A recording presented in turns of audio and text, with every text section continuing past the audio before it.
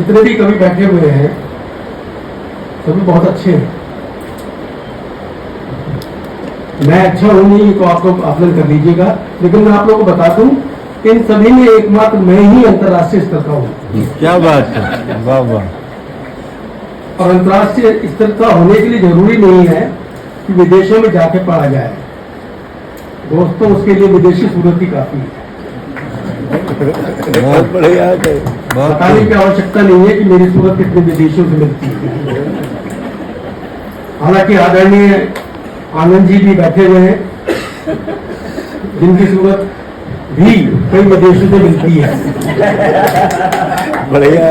लेकिन वो तो IVRI का प्रोडक्ट है और अनुसंधान संस्थान है, वहाँ तो कुछ भी हो सकता है। इसलिए वो असली नहीं, असली अंतर्राष्ट्रीय कवि मैं ही हूँ। मैं आप लोगों को पिछले वर्षों में पत्नी पर ही कविता सुनाता आया हूँ, लेकिन मैं इस बार पत्नी पर कविता कोई कविता नहीं सुनाई, क्योंकि सेवानिवृत्ति के बाद घर में रहकर झाड़ू पोछा बर्तन करने के बाद मैं समझ गया हूं कि पत्नी की कितनी हिम्मत होती है। वो केवल मात्र कविता का विषय नहीं है, बड़ी आदरणीय है। और तो शोध से भी ये पता चल गया है कि अगर आप पत्नी की तारीफ करेंगे, पत्नी को घुमाने ले जाएंगे, प्यार भरी बातें करेंगे, तो आपका शुगर, ब्लड प्रेशर, कोलेस्ट्रॉल वगैरह नियंत्रित रहेगा। बस आप इस बात का ध्यान रखिए कि पत्नी आपकी ना हो। क्या बात है, धन्यवाद। मेरा नाम पीके दीवाना है। एक सज्जन हमसे बोले, दीवाना जी आपका नाम पीके दीवाना है तो आप पीते भी होंगे। मैंने कहा पीता हूँ। बोला कितने पी लेते हो? मैंने कहा यही 2-4 पैग लगा लेता हूँ। बोला आपको कोई रोकता टोकता नहीं है? मैंने कहा जिसने भी मुझे रोका टोका है वो सब ऊपर चले गए। क्या बात। और आज तुमने भी मुझे टोका है, जरा अपना ध्यान रखना। मैं कोई खास अच्छा नहीं लिखता हूं, अच्छे लिखने वाले सब ऊपर जा चुके हैं। सूरदास ने अच्छा लिखा, ऊपर चले गए। कबीरदास ने लिखा, वो भी चले गए। कुंदन मुरादाबादी, शैल चतुर्वेदी, हमारे यहाँ के किशन सरोज जी बहुत अच्छा लिखते थे, सब ऊपर चले गए।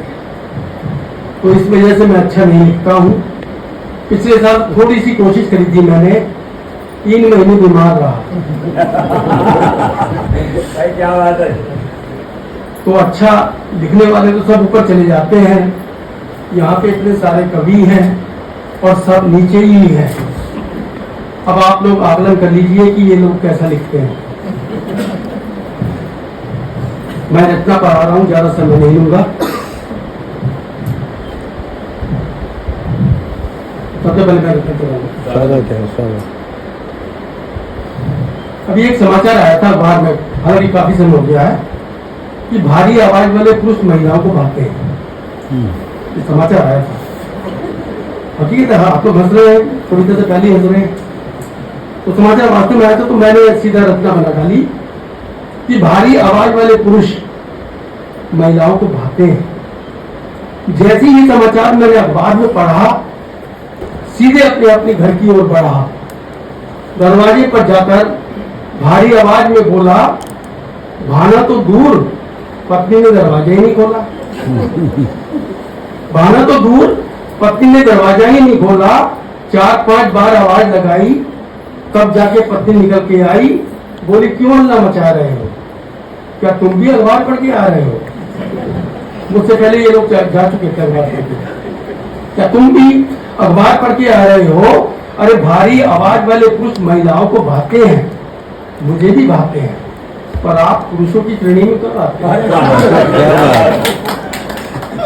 किस हवा में बह रहे हैं, किस एंगल से अपने आप को पुरुष कह रहे हैं?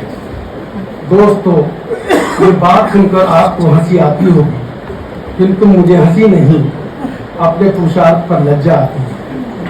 जब आजादी की वर्षगांठ संगीनों के साए में मनाई जाती है, तब मुझे अपने पुरुषार्थ पर लज्जा आती है। जब दहेज के लिए बहू और बेटियां जलाई जाती है, तब मुझे अपने पुरुषार्थ पर लज्जा आती है। जब शहीदों के लिए खरीदे गए ताबूतों पर भी रिश्वत खाई जाती है, तब मुझे अपने पुरुषार्थ पर लज्जा आती है।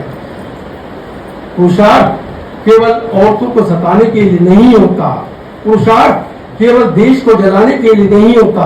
अरे जिस रोज हर पुरुष का पुरुषार्थ जाएगा, मेरा दावा है, पड़ोसी तो क्या, पड़ोसी देश तक आग ले जा पाएगा। बहुत बढ़िया, बहुत बढ़िया, वाह वाह। पुराने से हमारे समय में एक परीक्षा हुआ करती थी आर्ट और क्राफ्ट की। उसमें आर्ट ड्राइंग बनाई जाती थी और कुछ क्राफ्ट का सामान घर से बना के लाते थे बच्चे। रखना देखिएगा कि आर्ट और क्राफ्ट की परीक्षा के दिन एक छात्र रस्सी के चंद टुकड़े उठा लाया। आर्ट और क्राफ्ट की परीक्षा के दिन एक छात्र रस्सी के चंद टुकड़े उठा लाया और सांप कहकर उनका परिचय करवाया।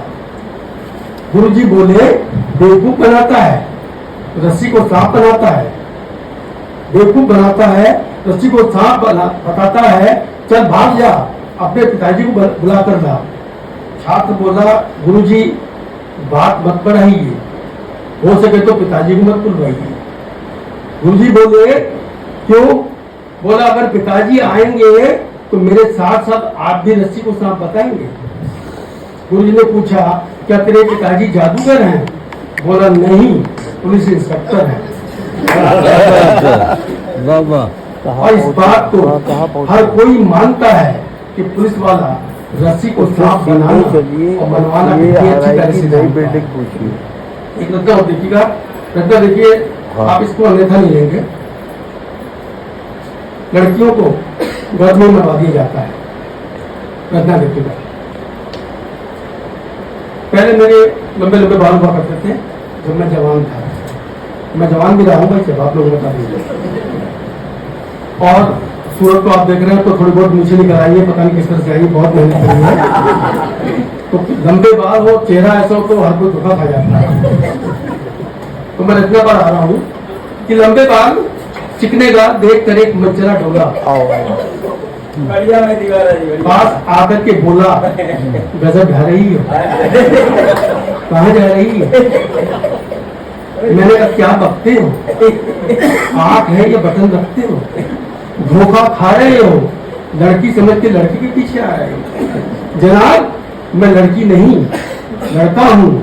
बोला, चलेगा। मैंने पूछा, क्या मतलब?